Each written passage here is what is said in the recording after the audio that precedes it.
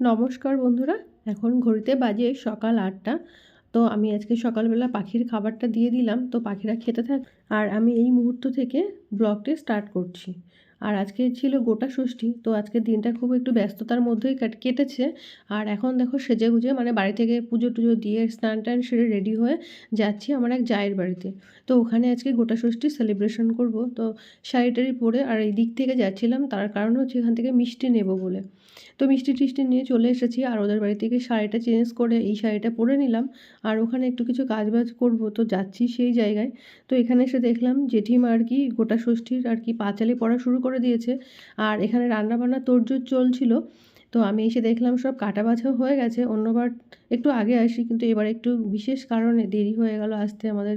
আর এখানে হচ্ছে পনির ভাজা চলছে, মাইমা পনির ভাজা করছে, আর এই যে ছোটদি ভাই বেগুন ভাজা করছিল।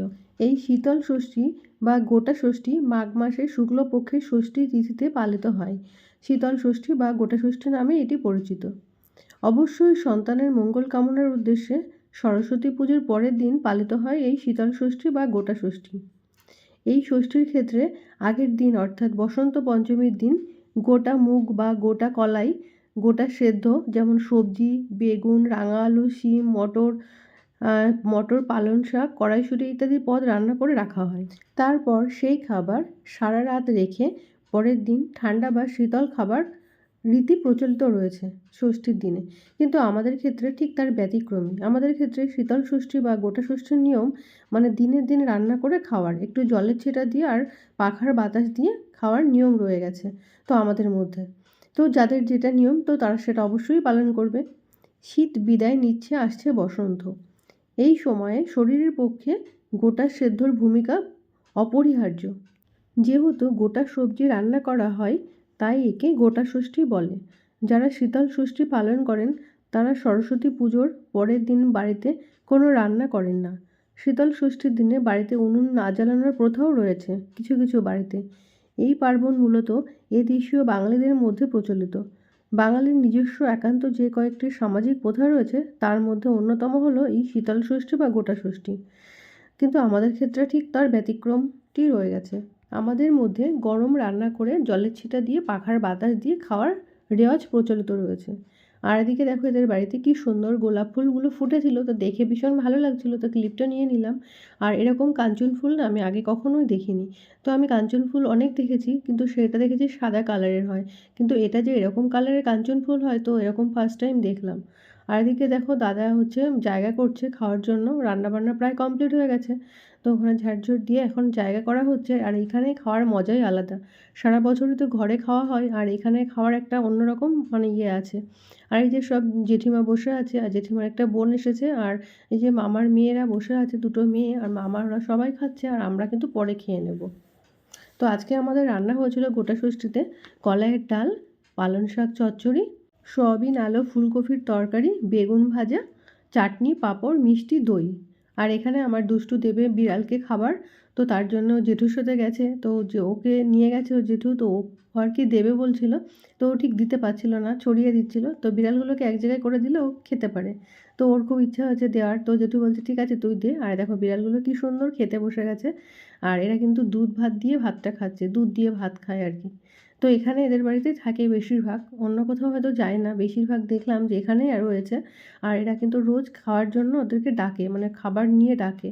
আর তার মধ্যে ওরা ওদিকে খাচ্ছে, আর দুষ্টুকে আমি নিয়ে চলে আসলাম পল্লী বান্ধবের এখানে একটা মাঠ আছে, আর মাঠে একটু পার্কের মতো ব্যবস্থা করা আছে মানে বাচ্চাদের খেলার জন্য।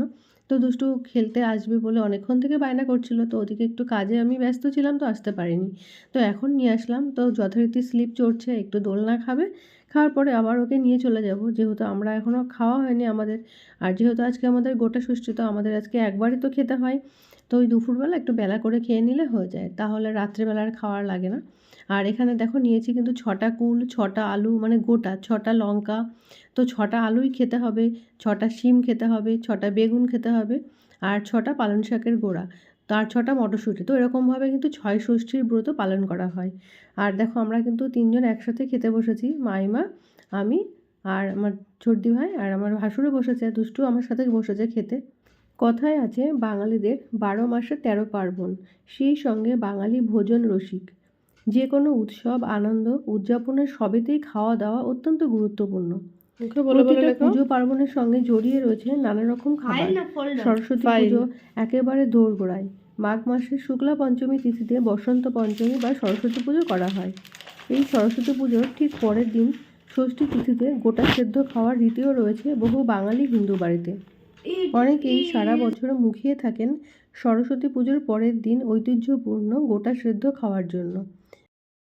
তো আজকে বাজার থেকে এনেছে এই যে একটা শীষ পালনের একটা আটি, এটা হচ্ছে শীষ পালন। আর এটা না বাঁধাকপির সঙ্গে চচ্চড়ি করতে বেশ ভালো লাগে, খেতেও ভালো লাগে আর কি, শুধু করতে না। আর এখানে আছে পেঁয়াজকালি, আর 3টে হচ্ছে কাঁচকলা, একটা ব্রোকলি, আর কয়েকটা গাজর, আর এনেছে আলু। তো আলুগুলো মানে সাজিতে রেখেছি, আলুর গায়ে অনেকটা বালি বালি আছে, এগুলো কলপাড়ে নিয়ে ভালো করে ধুয়ে নিয়ে আসবো। আর এনেছে হচ্ছে ইলিশ মাছ, ছোটো একটা ইলিশ মাছ এনেছে, তো ওটা বেসিনে রেখেছি, ওটা এখন ধুয়ে রাখবো। তো আজকে বাজারঘাট এটুকুই করা হয়েছে। আর এটা না বাঁধাকপি আছে আমার ঘরেতে, তো ওটার সঙ্গে একটু চচ্চড়ি করবো অর্ধেকটা দিয়ে। যেহেতু গতকাল ছিল গোটা ষষ্ঠী, তো ওই দিন ছিল নিরামিষ খাওয়া দাওয়া হয়েছে, তো আজকে একটা এনেছি ছোট্ট একটা ইলিশ মাছ। আর বাজারঘাট যা করা হয়েছে তো দেখিয়ে দিলাম।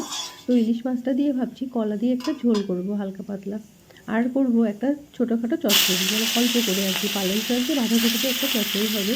তার কারণ হলো বড় মশাই আগের দিন মানে চচ্চড়িটা খেয়ে খুব ভালো লেগেছে, খুব ভালো খেয়েছে, তো তার জন্য আবার এটা কিনে এনেছে। তো ভাবলাম টাটকা সবজি না করলে শুকিয়ে গেলে সতটা টেস্ট থাকে না, তো সেটাই আজকে রান্না করছি। আর যে কথাটা বলছিলাম, যুগ যুগ ধরে চলে আসছে এই রীতি। বর্তমানে উৎসবের এই মেজাজ ও রীতিনীতি অনেকটা শিথিল হয়েছে কর্মব্যস্ততার জন্য। তবে শহরে কম হলেও গ্রামাঞ্চল বা শহরতলিতে এখনও এই পার্বণ ব্যাপকভাবে উদযাপিত হয়। তবে রান্না পুজো মূলত পশ্চিমবাংলার আদি বাসিন্দারা অর্থাৎ এদেশীয়রা পালন করেন। এটি পূর্ববঙ্গীয়দের রীতি নয়। এই বিশেষ উৎসবের পিছনে রয়েছে বিশেষ যুক্তি, তো চলুন সেটা জেনে নেওয়া যাক।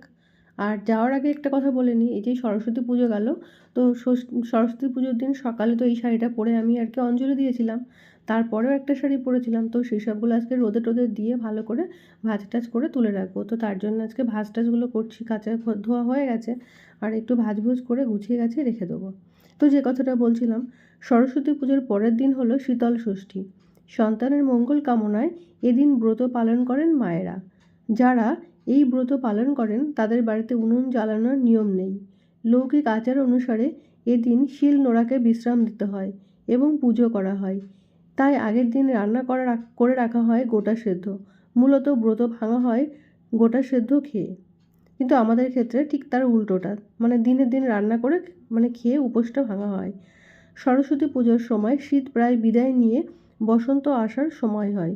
মরশুম বদলের জন্য এই সময় অনেকেই অসুস্থ হয়ে পড়েন। বিশ্বাস করা হয় গোটা সেদ্ধ খেলে জীবাণু সংক্রমণ থেকে শরীরকে রক্ষা করা সম্ভব হয়।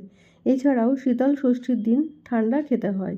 ষষ্ঠীর দিন 6 রকমের সবজি দিয়ে রান্না করা হয় এই বিশেষ পদ।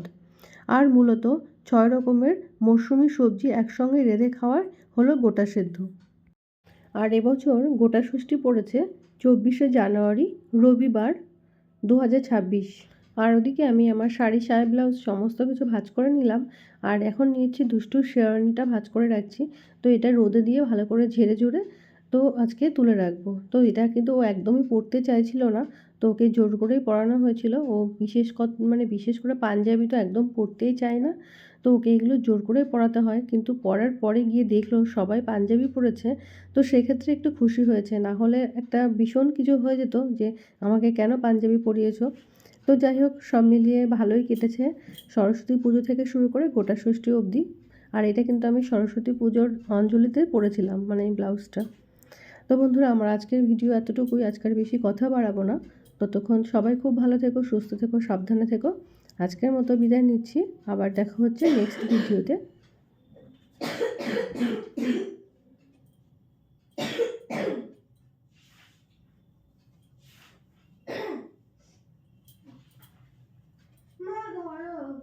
আসছে।